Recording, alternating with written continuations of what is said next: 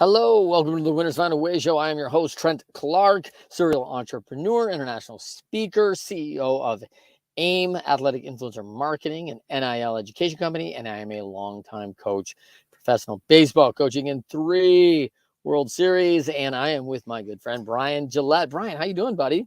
I am doing well, Trent. It's great to be on your show. It's good to be talking to somebody who's a World Series, athlete. Well, I got to tell you, it's pretty good to be talking to someone who's done some ultra marathoning because, I think you're crazy. I just want to, I have done triathlons. I mean, Olympic, no longer than that. And man, when I think about it, I absolutely loved You Can't Hurt Me. I love the book. I enjoyed the tales, and I think he's crazy. So, when I just come down to it, people used to ask me all the time, "Hey, Trent, you going to do the Ironman?" And I'm like, "Oh, hell no." No. I know what my body's capable of, and this isn't it. So how'd you get into that? Your body's probably capable It is probably of it. capable. Yeah, for sure. The Olympic distance, it's a very healthy distance. Yeah. I That's no mean, once you joke. start doing the Ironmans and the long distance stuff that I've done or other people have done, it tends to be a little bit less of a healthy distance. But I have always loved long distance. I've been a cyclist all my life. And I remember as a kid, I was a teenager and rode my bike. I live in the San Francisco Bay Area, and I rode my bike 200 miles up to Yosemite. Yeah. And I did it with my parents, which was great. And it got me that love of cycling even more so. And then I started to do longer cycling stuff, and was come down from Canada a couple times, and then eventually rode across the United States by myself. Wow. And I just enjoyed the excitement of it. I enjoyed the goal, having that goal. I enjoyed kind of getting to the finish line. Yeah. And so I always liked, what's that thing that's going to push me? And I was doing a 300-mile kind of one-day ride. It was going to be 24 hours. It's like a 1-year ride for me. Yeah. And it was something that it's like, I want to see where my mind and body will stop. And I thought 300 miles, first time I was doing 24 hours, I thought this will be it. And it's probably about 2 or 3 in the morning, Trent, and I can see the finish line. I'm like 25 miles away. So it's like, I'm almost done. Yeah. And I realized, okay, I've done a lot in cycling. Now I want to go do something. I want to run. I want to run a marathon, because that's kind of the ultimate. If you're going to run in a marathon is kind of the ultimate, or it's one of the big things. And I thought, I'm going to go sign up for it. I'd never really been a runner. Did the marathon. And then as most crazy things occur, I was sitting around with a couple buddies, and one of them said, "Hey, we ought to do a 50-miler." And it's like, okay. And so then we did some 50-milers, and then because I think you've got a little bit of craziness in you.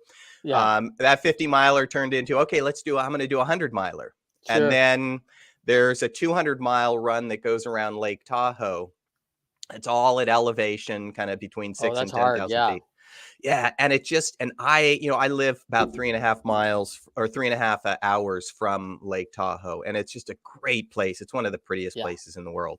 Yes. And I thought that would be a really cool run to go around that. So that's kind of what got me into it, and what's kept me doing it. You did a 200-miler around Lake Tahoe.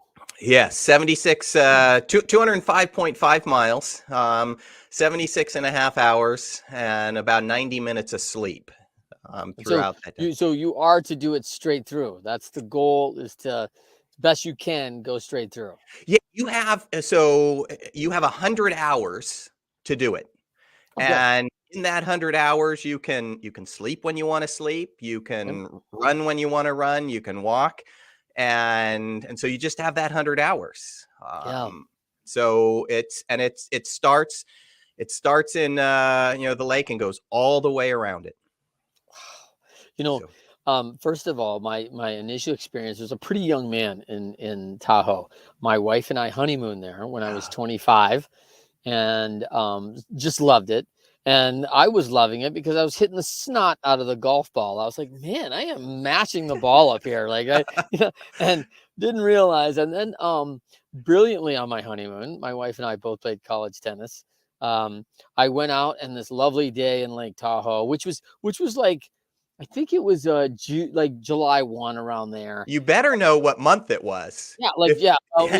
yeah, honeymoon is kinda weird, but it was, like, July 1, and, like, 2 weeks before for graduation, they had 14 inches of snow on June 15th for graduation, and now it's this gorgeous, sunny, 78-degree day, of course, which I take my shirt off on the tennis court, like, this is fabulous, and you'll probably know the result of this, Brian, which is I got smoked, right? Like, I got sunburned so bad that I'm the guy on a honeymoon going, "No, honey, don't touch me."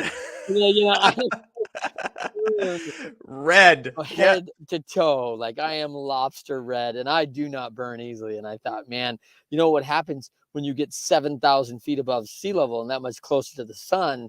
It's a little different gig, right? Yes, the air changes, Trent. Yeah, man. So I was like, yeah, lesson learned, hard one to learn, but just love the area. I Eh, mean, just incredible. So, but also, I mean, what, not only tough ever to do 200 miles, but man, at that elevation, I mean, you talk about it. I mean, it's still legendary of the 60 Olympics about how hard it was breathing up there. People talked about, yeah, Tahoe was tough. yeah. And so, people don't know what they don't know. And I'm sure, these, because you do have some ultra marathoners who are, coastal folks, right? And you're like, hey, we're gonna go up to Tahoe and do this. I've been training at sea level. Like, get ready, because this is a problem. And most of my training was down at sea level. I live in the San Yeah, Francisco Bay Area, and so I would purposely go up and spend a weekend or a long weekend up in Tahoe and train at elevation, and train on the course. yeah, But now, when you're doing the ultra distance, I mean, the big big difference between doing a marathon and doing anything ultra is a marathon. A lot of people are going to run the entire thing. yeah, And when you get into the ultras, you have to be able to know when to run and when to walk. So yeah, walking is, a lot of times people say, oh, I'm not going to walk in a marathon or in a half marathon. Longer stuff you have to walk. So that's a lot easier to breathe. So you're not yeah, operating at a really high heart rate, yeah. in some of So these things. important. So Yeah. important to navigate. There's a lot of things going on that you have to navigate for such a thing. Yeah. You're knowing your whole body for 205 miles. I mean, knowing when to push, when not to. But Brian, so excited that you're here on the Winners Find a Way show. Tell them real quick where they can find you. Yeah, so a number of ways you can find me is my website's epicperformances.com. So EPIC performances with an S.com. You can go on in LinkedIn and connect with me. And those are two of the ways you can find me. Okay, so getting to know you a little bit, you're an ultra marathoner, you're an executive coach, Hmm. you've been a world traveler, you're an author of Epic Performances, where you went out, interviewed 100 high performers, just world beaters, and kind of collected the data, if you will, on that about what it meant to achieve. Is that fair? Exactly. Yeah, I wanted to understand. So I knew what it took for me to cross a finish line of a 200-mile run or a 300-mile bike ride. So I knew what I did. And a lot of people would come up to me and say, "Oh, I could never do that." And that pulled at me, Trent. It's like, "No, you can." You Yeah, know? And so I wanted to understand, what do other people do in order to achieve big things. And so yeah, it's like, I want to interview 100 people. And I just kind of pulled that number out. I'd like to say it was some scientific number, but it was just 100 people. And most of those people were on the corporate side, about 75% on the corporate side. So C-level folks, founders of owners, companies, yeah, yeah, owners, yeah. And then about a quarter of them were ultra distance athletes. So people who had done the equivalent of an Ironman, a full Ironman or more, okay. 100-mile run. Um, Minimum qualification. yes. I talked to two I make people. it as the founder, not on the ultra stuff. That's right.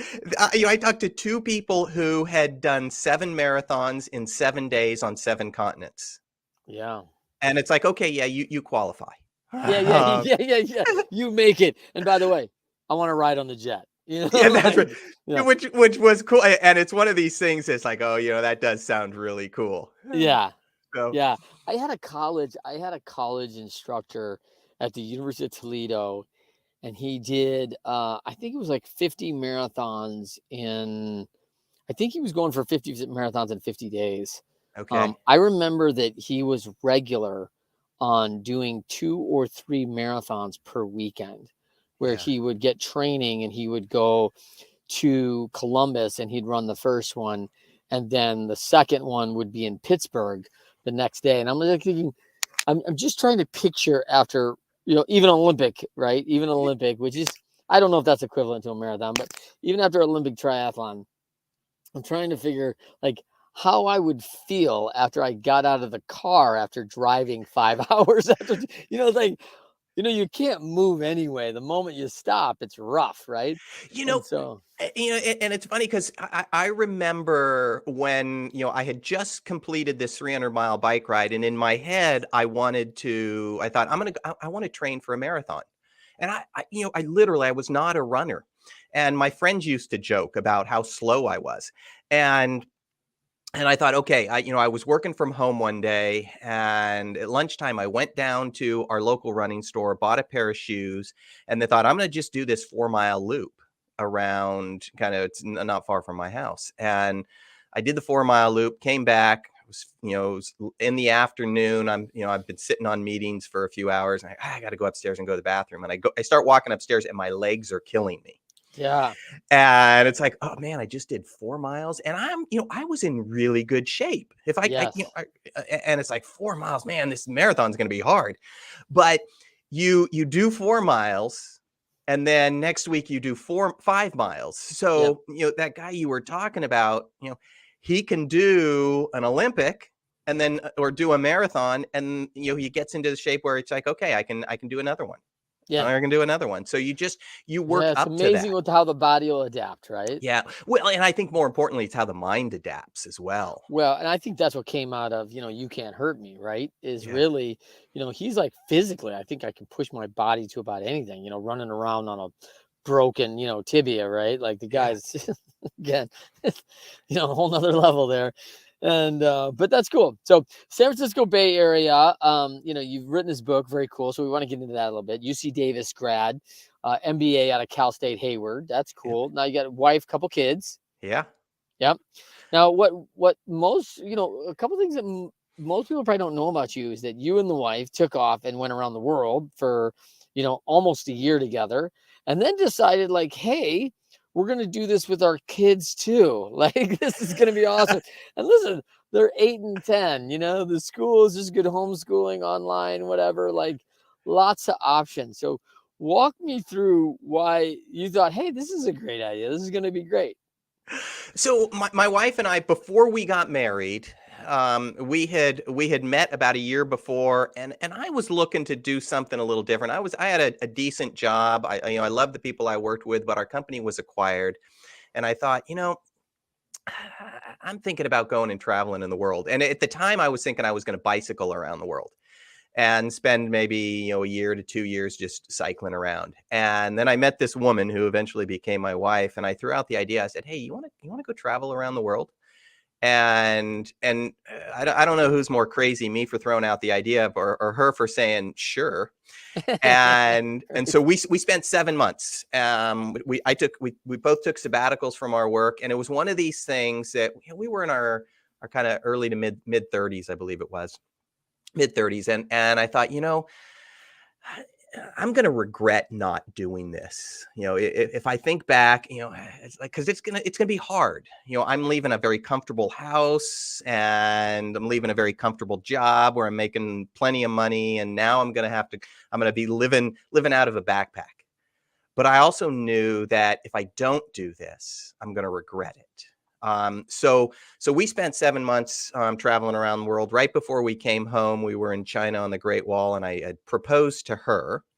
Fortunately, she said yes. And then shortly Nice. after, before we came home, we met this family that they were traveling around and with their kids. And we both looked at each other. We're sitting in this cafe in Prague. We looked at each other and because we knew we were coming home, getting married, and we'd have kids, and we said, we should do that when our kids are at the right age. And we had 2 kids. They were 2 years apart, and so when they were 8 and 10, we took off and traveled around the world for a year. Took them out of school, and I will tell you, it was one of the best decisions that we've made. That's awesome. I think it's so cool, man. I love it, man. And we've homeschooled our 5 children. And some, went through school And you at call certain me times. crazy? You I know, homeschool right? 5 I children? know. Yeah. So No, no. that's a different level of Yeah. crazy, Trent. Yeah. No, you're right. It's crazy talking to crazy. I get it.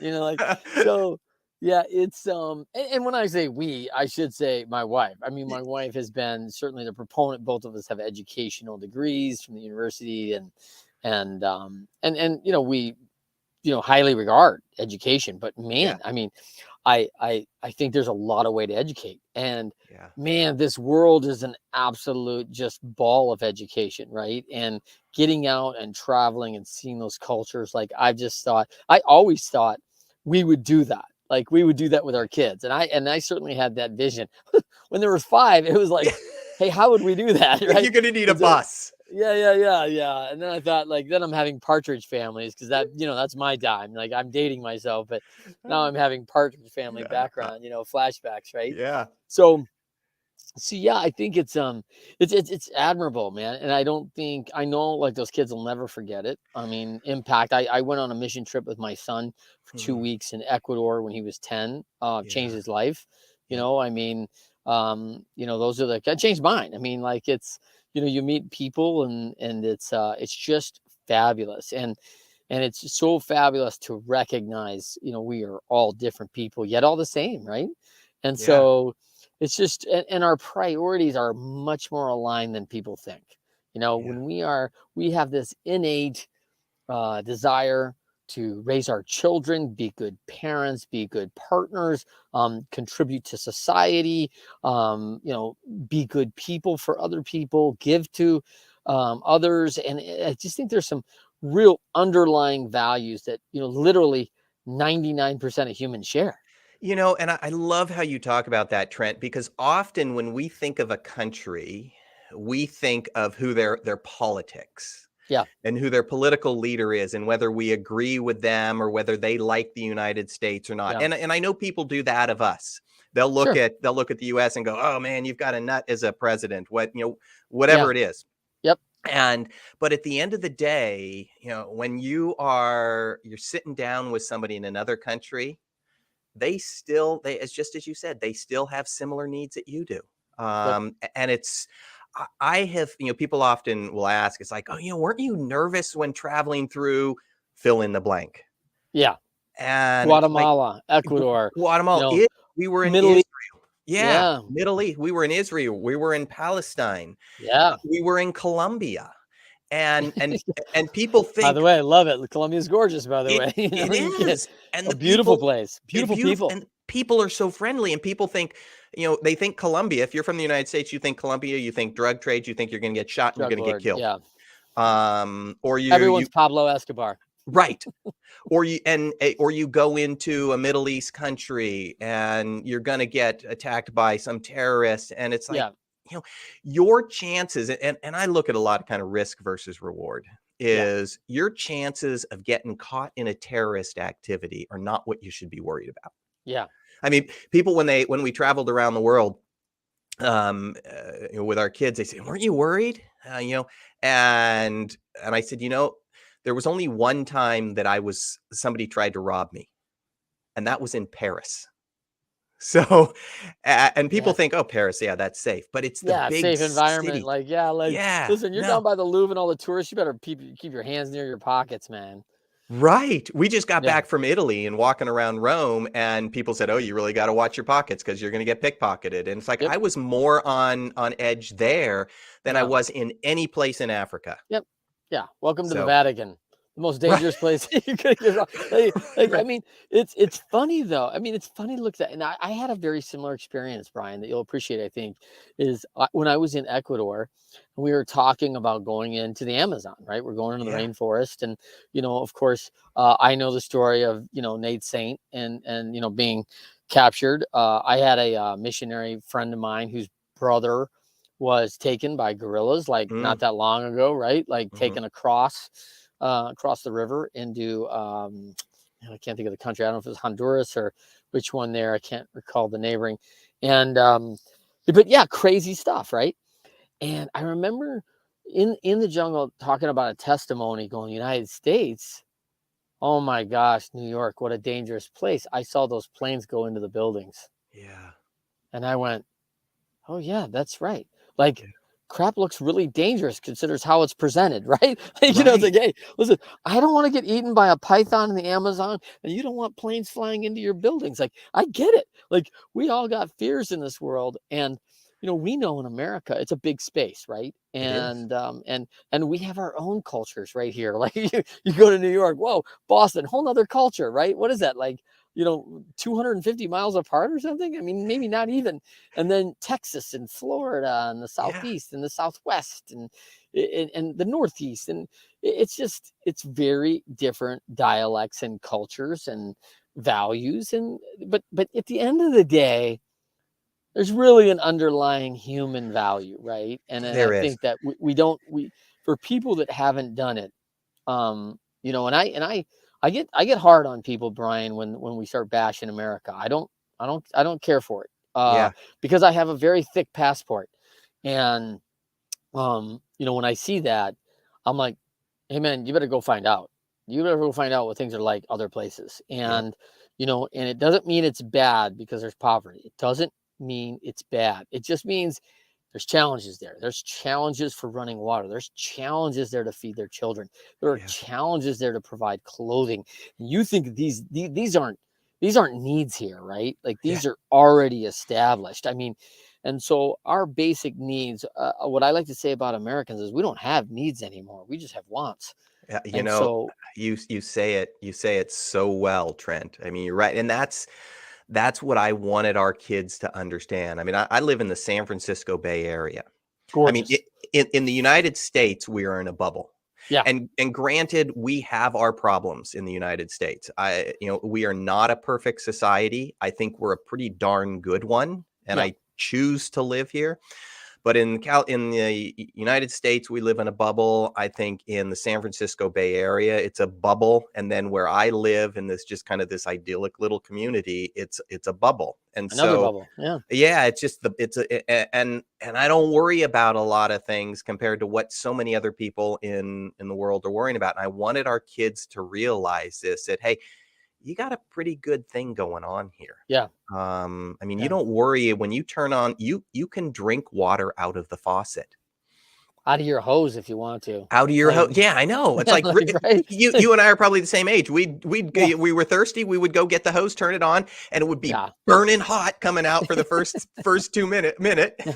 Let it run. Yeah, Let it let run it for run. about 30 seconds. Yeah, and then you're good. Yeah, So yeah, kids yeah. these And I days mean, they yeah, don't they drink don't out of the understand. They don't hose. understand the Yeah, language. There's a filter probably on the hose for I all I know. know. We only buy filtered hoses. So yeah, I mean it's funny, right? That's funny the way you say the bubbles. America, it's a big bubble bath, right? It is. And which is true. Like it's cushy, it's comfortable, I it's like my bubble. lavender, man, compared Yeah. to the rest of the world. You don't know, man. And so it's one of those challenging things that I think I wish more of us would experience regularly. And it's probably what's really cool about the internet and travel and things is like the world got a lot smaller in the last 30 years, and I think that's pretty cool.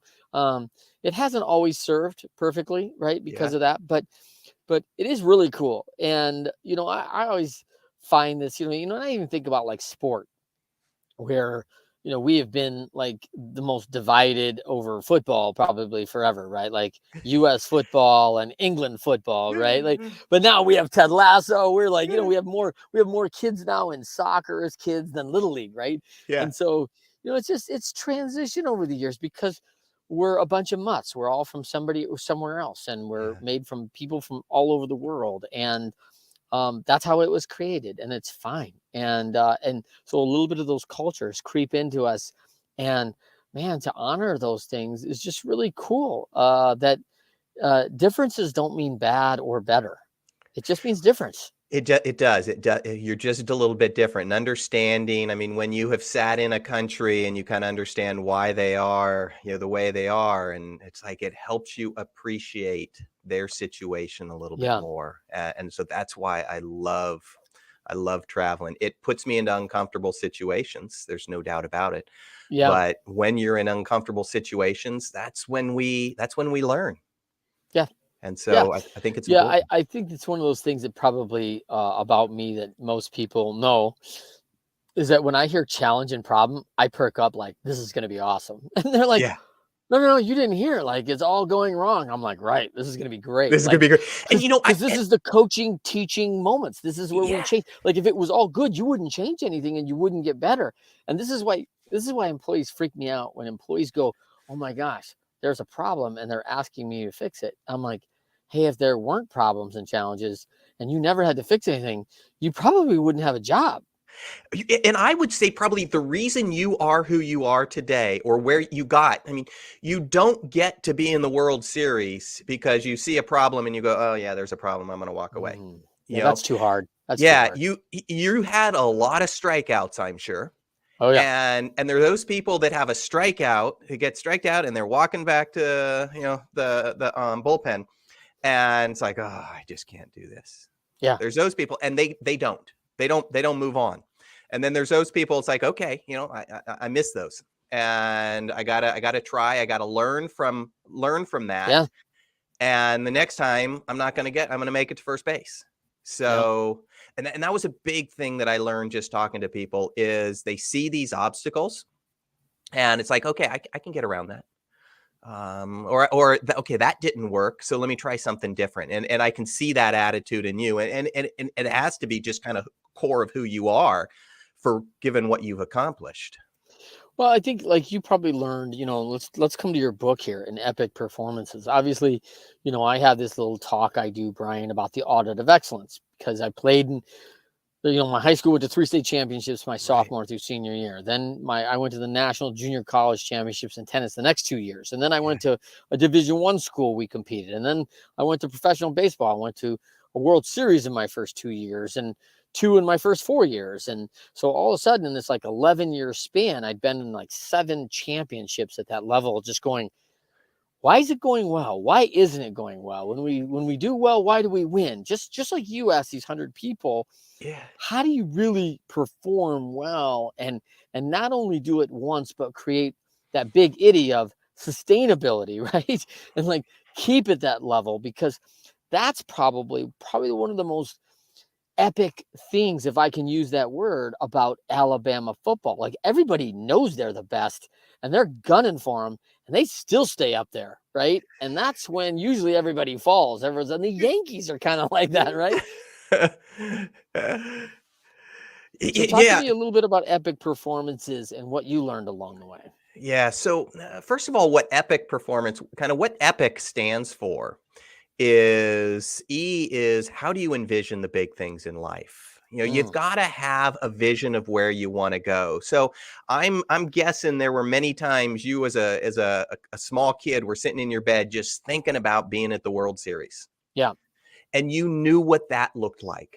yeah. And people who reach a high level can envision the future, and they know, okay, I know what the World Series looks like, and that's where I'm going. So the E is, how do you envision the big things?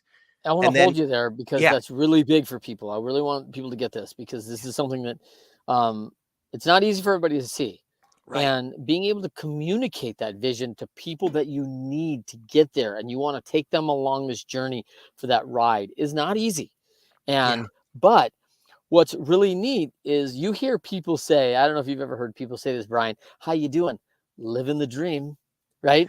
And so when I think about that vision, I created a dream in my mind, and I was dreaming about it, playing wiffle ball in the backyard, bottom of the ninth, two Yeah. strikes on Clark, all those things I was just, and then, when I was 25 years old, I looked out of a dugout in Cleveland, Ohio, and went, man, everybody around here is actually living this dream that they all had. We are all Yeah. just right in the middle of it, living it, and it's awesome, right? How It's just cool is that? incredible, right? And so Yeah. when you get this vision and then you get to act it out and go on this journey for it, it's incredible, right? Yeah. Okay, I mean, E, you envision. you can't go towards the future unless you can see it. And I'll give you an example. I was working with this one woman, and she was trying to pass her law exam, and she had taken it 3 times and hadn't passed it. And she was just missing it just by a hair, and she Yeah. knew the stuff. And so I was talking to her, and I came to realize she knows what failure looked like. She wasn't able to see what success looked like. Mm. And I said, start thinking about what success looked like. And we walked through an exercise just to envision success, envision taking the test, and then envision getting the results back and says you passed. I mean, you work with a lot of athletes, and Michael Phelps, he envisions what it's going to look like when he's going out to the end of the lap and coming back and touching before anybody else does. He envisions that before a race. Yeah. So the E is envision. The P in EPIC is how do you put a plan in place? Once you see what the future is, then how do you go ahead and put that plan in place? And one of the first things about the P, and kind of one of the chapters in that is just start doing something. Mm. If you want to run a marathon, don't worry. The first thing you should do is just go out and buy a pair of shoes or sign up for something. Don't worry about getting a full-blown training and running plan. Just move forward. I was talking to a woman who she wanted to quit her corporate job and start her own company. And she was putting the plan together. I said, just do something in the next 72 hours that moves you forward. Buy your domain name. Put together, a name of a product, something really small. Open an account. Get an Open LLC. open an account. Yeah, just something. Doesn't have to take a lot of time in the next 72 hours, and then repeat that, and then keep repeating that. It's that whole adage that put one step in front of the other, and soon you'll be walking out the door. Mm-hmm. So the P is plan. I is iterate to the plan. Mm. You don't start playing in the World Series. You start in T-ball. Yeah. And then you move to Little League and you work your way up. You don't start running a marathon. You start running 2 miles and it hurts. And then you run 3 miles and it hurts. And you keep doing that and you work your way up. If you don't start as the CEO of a company. So you start off at a lower level and you work, you get success and you build confidence. Confidence comes from, successes at smaller levels. So the I is iterate, the C is collaborate, learn from somebody else. I'm sure you had a lot of coaches, you were a coach. Somebody has done this before. There really isn't anything that somebody, new. There's not a lot of new stuff out there that somebody hasn't done before. So learn from their successes, learn from their failures, and people are very willing to share. So Yep. the C's collaborate. And lastly, you got to go out and perform it. So I look at, if you think about like a marathon or an ultra, the epic gets you to the starting line. The envision, plan, iterate, collaborate. The performance gets you from the starting line to the finish line. That's where you got to persevere. That's where the hard, kind of stuff comes in. Yeah. Love it. So let's talk about a couple of things you learned along the way. You do these interviews, you find out that wow, a bunch of key things that there's some synergies and there's some things you see along the way. So let's kind of put this around. Let's put these things around the winners find a way quote, which is, on our show, I love the quote from the 4 disciplines of execution, which was winners, when shown data that they're losing, find a way to win. And, I've surrounded myself with people in my life that take that attitude. very easily found in Major League Baseball. Although, a lot of people think like, man, some of the best players who are very skilled don't actually have this quality. There's a Yeah. lot of them like, oh my Mm. gosh, I've never actually faced failure and challenge because I've been so good at so levels and so talented above everybody else. The first time they actually face adversity, it's a real challenge. And I look at someone like Ken Griffey Jr., who was so talented, right? He was one of the best baseball players. His father was a major league player. And then he goes in and at 31 or 32, when his health starts just really going bad, it's like, hey, Ken, the way you've always done it isn't going to work. You have to do this all different. He's like, whoa, whoa, whoa. Like, what do you mean? This is like a lot of training time, a lot of prep work, a lot of, in the training table and all these things that I've got to do. Like, I don't know if I want to go back and do that. Like, I'm not so motivated after years and years of a lot of success with no guarantees that, by the way, if I do all these things, I'm going to have the same success when I'm 22, which is unlikely, really, because your body at 35 is not the same at 22. As I speak about, 53 writing checks my body can't cash, right? And all the time. So let's walk through some of these steps and kind of let's apply that onto that. Is that fair? Yeah, no, Okay. that's good. So what's one of those first kind of initial key things that you learned from these interviews that you thought, hey, there's some commonalities amongst these really world beaters and high performers that really understand epic performance? What's one of those first things? They're extremely focused. Hmm. So they know what they want and they're going that way. They're not focusing on 17 different things. They're focusing on one or two things that they're going to be great at, and they stay focused on that. They, kind of along those lines is, I talk about in some of the presentations and keynotes that I give is we all have 168 hours in the week. You do, I do. That's the one thing that we are very similar on. Great commonality. We're great common out. We all have, but you talk to somebody and they'll say, "Oh, I want to exercise more," and it's like, okay, why not? I don't have enough time. Well, you have the same amount of time as Trent does, and he's getting up at 5 a.m. and going and exercising. So it's about priorities. And so those people that are extremely focused, they know where to spend those 168 hours, and they know what they're going to do and they know what they're not going to do. So that's kind of one of the big things. I was just talking to somebody the other day, a woman that I'm coaching, and she said, I want to exercise more, but I'm so busy at work.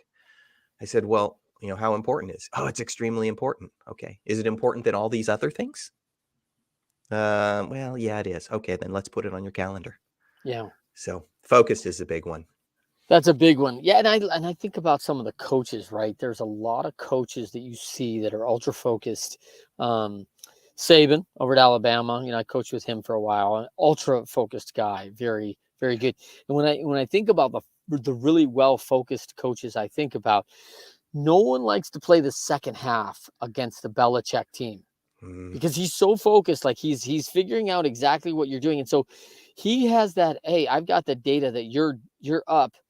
Atlanta Falcons, 20 plus points on us at halftime, but we have a second half plan and we're going to adjust our plan accordingly. And it's like, not only does he adjust the plan, but he's so focused and has that team so focused that, hey, this is how I think we get back in it. And we've practiced all these things. We've prepared for these things. I know we love adaptability as a leadership prospect, right? We love Yeah. adaptability in our team members, but I find a lot of leaders don't give their folks the time and reps of what they're going to need to adapt to. Like, hey, we'd like you to adapt to something. But like you said, Brian, if you get ready for the ultra marathon and then you haven't ridden for 2 years, and then I go, hey, listen, looks like it's going to be bad weather. You're going to have to get on the bike and do a 500 miler. And you're like, whoa, whoa, whoa, man, I'm going to have saddle sores. I'm going to have all sorts of issues with that. I haven't been on the bike. Yeah. Well, we need to adapt. You're not adaptable. Well, hold on. Did I give Well, you the chance? and that adaptability and that comes with practice. And I do think it's, go out and run in the rain, Yeah. because when it's raining on course, you're going to have run in it. And I look, Yeah. we go back. I have, as I have 2 kids, you've got 5, is COVID wasn't fun for the kids. No. And I remember doing a kind of a short radio editorial about how, a lot of people are complaining about, our kids aren't in school, so they're going to lose out on their math and they're going to lose out on their English and stuff. And I was kind of taken, I always looked for the silver lining in something. And, it was hard from in 2020 and 2021 to find that silver lining. But what I looked at is our kids, yeah, they're going to miss out on some math, they're going to miss out on some English. But what they're learning to do is they're learning to be a little bit more adaptable. And so everything you and I probably interview for people, we're not going to look to see, can they add 6 and 6, or do they know what Yeah. polynomials are? Yeah. We're going to look at, how do they deal with change? How flexible are they? And that's kind of what I thought was the silver lining for COVID, is our kids learned that. Microsoft Word's going to fix their spelling error, and Microsoft Excel is going to help them with the math. But that adaptability that you talk about, I'm hopeful, and we'll see years later. Do our kids come out kind of more resilient, Yeah. more adaptable? When you are put under pressure, you learn to be under pressure. I mean, sure, when you were standing up in your first World Series games, that's a lot of pressure. Yeah, I mean, I think, fortunately, I guess, unfortunately, fortunately, I wasn't playing, I was coaching. Okay, And okay, yeah, but there I you really go. appreciate the fact that how much that takes. And people ask me about that all the time, about, man, when these kids that are just young kids and they got to go out and play this big game, aren't they nervous? Like, yeah, but you got a lot of reps practicing what we need to Right. get done. And and I love coaches when coaches. The last thing I want to see a coach is like, oh, it's raining, we shouldn't go outside. I'm like, oh, of course No, you should go go outside. outside. This is the Yeah, time. Go get those hard reps in an environment that's not comfortable for people, and see how these kids react. See yeah, what's going to happen. And they're going to build some confidence. They got confidence, for me, comes from prep and reps. Are you prepared for that? And have you got the reps doing that you feel like, hey, I can do this well? I mean, it, and driving's a really simple example of that. Like, no one's confident in driving when you're 16 years old, but by the time you're 30, you can get up in the grocery store and do 19 things while you're driving. you shouldn't, Terrible. but you're right. And I remember, as I was training for the Tahoe 200 run, Yeah. and it was, there were days that, some weeks I was exercising 30 hours a week. And Wow. I would have to get up and run 30 miles today, and run 30 miles tomorrow, and run 30 miles the next day. And I remember, it's like, oh my God, this is hard. And then you get up at 3 or 4 in the morning and you hear that it's raining outside, and there's nothing more you want to do is just crawl back in bed. Yeah. And I thought, I could crawl back in bed, but if I get out and I train when it's a miserable day, when it starts raining on course, and it did, it's like, I've done this before. Yeah. So it is that kind of, you got to just do the reps over and over, and you gotta do it when it's hard. Yeah. Talk to me real quick about, some of the other key characteristics. In terms of the epic. Yeah. Yeah. I mean, I think the other one is the optimism, and it's something as I talked, optimistic versus pessimistic people. Yep. And as I was talking to these 100 people, most of them have a very optimistic outlook on things. And what's interesting about some of the research between optimism and pessimism is the optimistic person, when they get knocked down, they think, oh man, that was just a rare event, and I'll just get back up. The pessimistic person, when they get knocked down, thinks, oh yeah, that's normal. I always get, I always get knocked down, and so it's just going to happen. So they think about, when something good happens, the optimistic person thinks that's just normal, where the pessimistic person thinks, oh, that's not normal. Now, when something bad happens for the optimistic person, it's they think, oh yeah, that's not normal.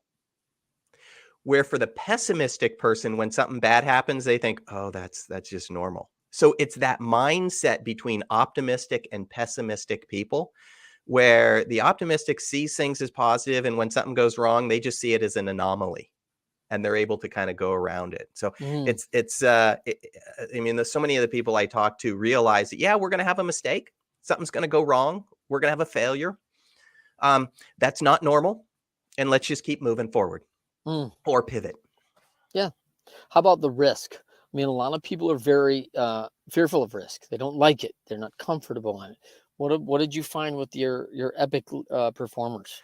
Yeah. So fear is a reaction to risk, and risk is real. Fear is imaginary. In some senses, I think a lot of times we overplay risk. Think about flying. We probably all know somebody who's afraid of flying. Yes. Flying is one of the safest forms of travel. I know. which is just, it's crazy. But when there's an accident, it's a big accident, and it's on the front. It's the first story on the news. Yeah. But rarely does it happen. I mean, there were a number of years where there were no fatalities on U.S. carriers. I mean, it's like for years. And so people are afraid unrealistically of things. I mean, I always say, to somebody that's afraid of flying, is that your chances of getting hurt are greater as you drive to the airport than if when you're flying. I probably told that. Go ahead. Yeah, no, I mean, because it's so safe to fly, and they have so many redundancies. Yep. So you were saying, I probably told that to at least 10 people on planes before. Like, hey, you've already averted the most risk of your day. You're on the plane and you're safe. You got here today and you drove 75 miles, 20 miles, whatever it is. Like, this is the easy part now. And they're like, what do you? And I'm like, let me tell you how this risk works, man. Like, you're in the safest place you can be right now. And they're like, oh my gosh, like, what are you talking about? But meanwhile, that's an hour-long discussion. And by that time, we've landed. We've landed. But you've got a professional. You've got 2, 3, 4 professionals driving the airplane, flying the airplane, and that plane has so many redundancies that if one engine goes out, you have another one. Yeah. And it can fly itself anyway. And it can fly itself. Right. So, I mean, we overplay that risk. And it goes to kind of what we started talking about early on with travel is, I've traveled into Israel, I've traveled into Palestine, into Colombia, in places that we think are risky. Yeah. I was in Turkey, and people think, oh my God, you're going to get hit by a terrorist.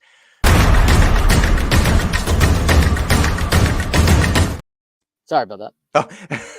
I was in Turkey, and people go, oh, aren't you worried about a terrorist? It's like, no.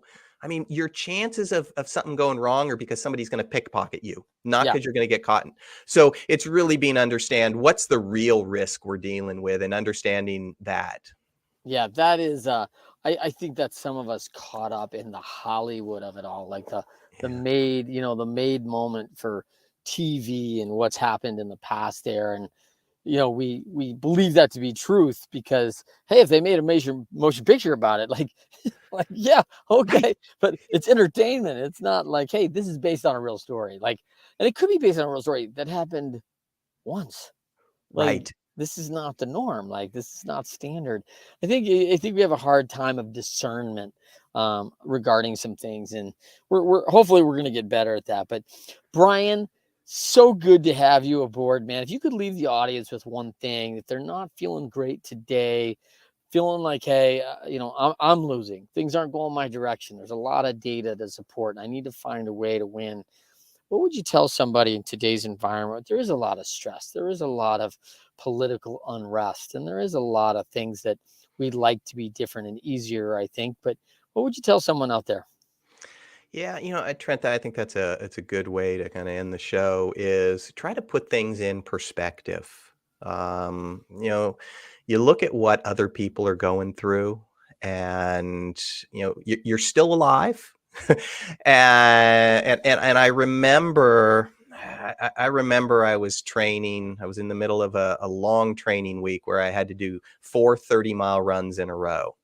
And on the third day, I'd already done 2 30-mile runs the previous couple of days, and it was hot. It was going to be close into the 90s. And I was just whining to myself and feeling miserable. Yeah. And I thought, God, this sucks. And I could just turn around and go home. And then I thought of a friend of mine who was dealing with breast cancer. And I thought, my situation, I'm voluntarily putting myself here. Yeah. And I can be home and sitting on a couch in no time eating ice cream, and things will be better tomorrow, no doubt. Yeah.